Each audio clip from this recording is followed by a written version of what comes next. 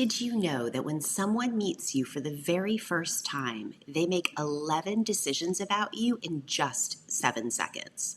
That's crazy pants, right? I mean, that's barely time for you to spit out, "Hi, my name is."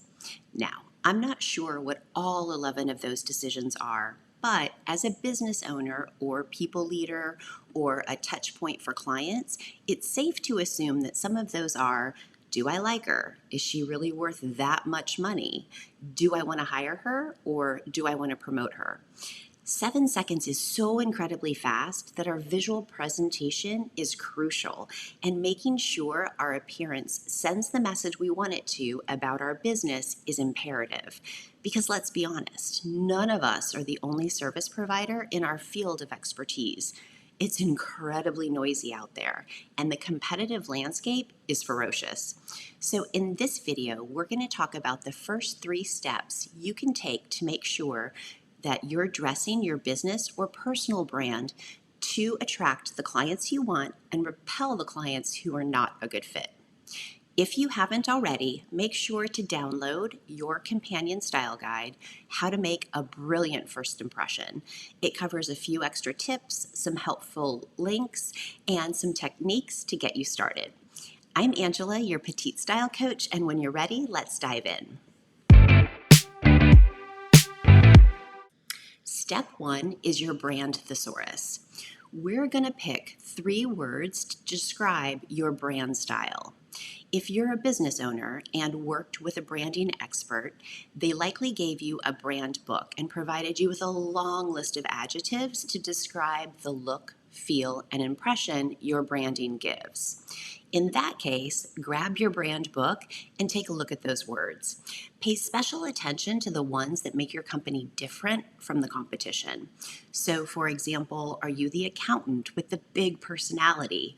Or the dentist that patients actually love to go see? Or are you the data girl who's edgy and hip and cool? Whatever your point of difference is, now is the perfect time to highlight it.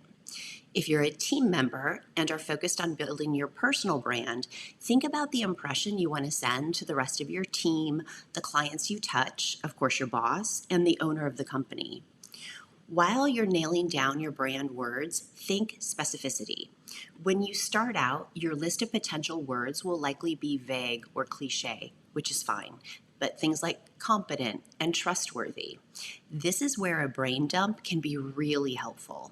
Write down every single potential word, and when you think you've gotten them all, keep going, because the deeper you dig, the better and the more your words will get. And if you need a little bit of help, there is a link on the companion style guide to an adjective website that'll get the juices flowing. Once you choose your 3 brand words, we're ready for your first action item.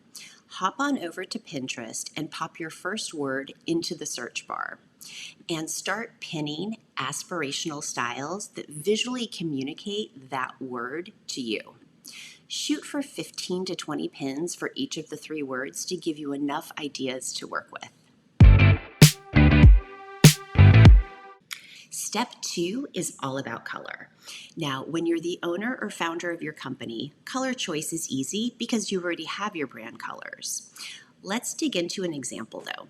Say your brand colors are shades of blue and a bright, bold yellow. You give it some thought and decide blue dresses with a bright yellow accessory is going to be your brand uniform.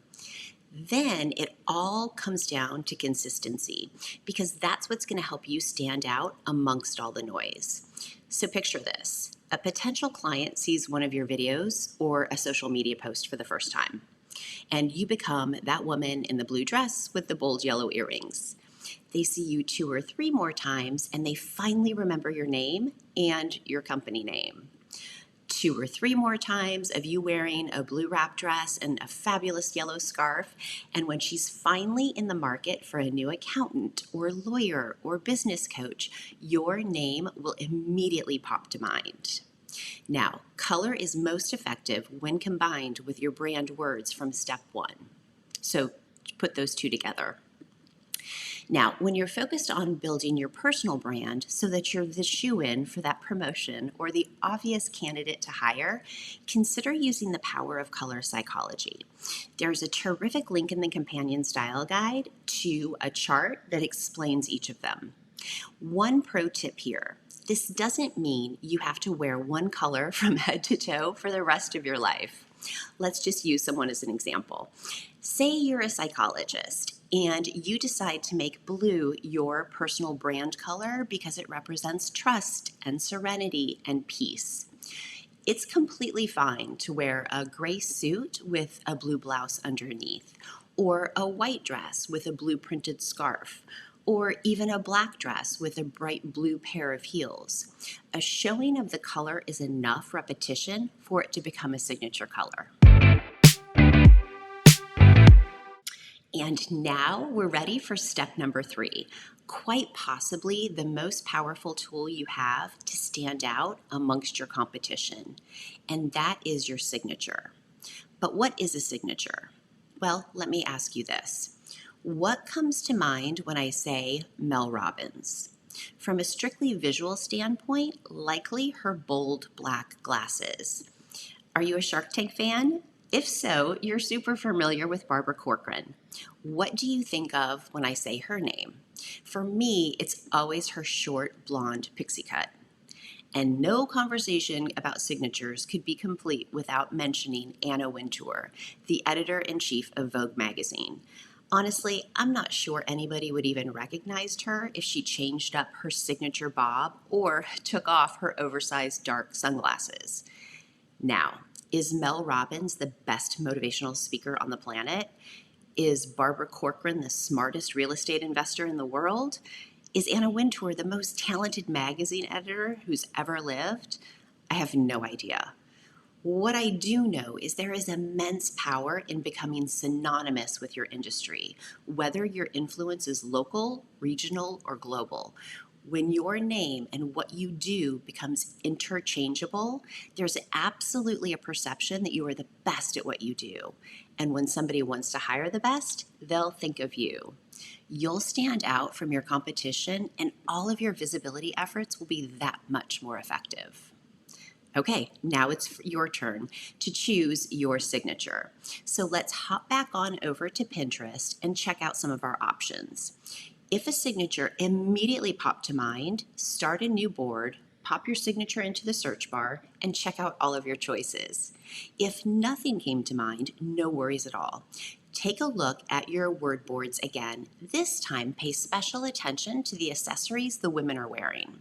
Which ones do you like, and which ones make sense with your lifestyle?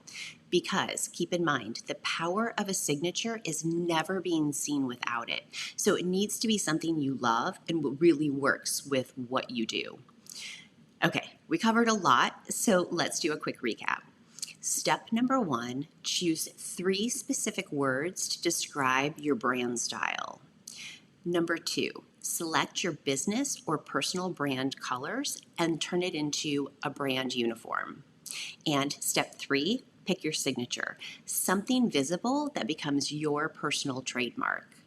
And that, my lovely friend, is a wrap. Should you have any questions, want to share your style epiphanies, please leave a comment below, or you can always pop me an email. It's in the style guide, and I'd love to hear from you. Till next time, have fun and stay stylish. Bye-bye.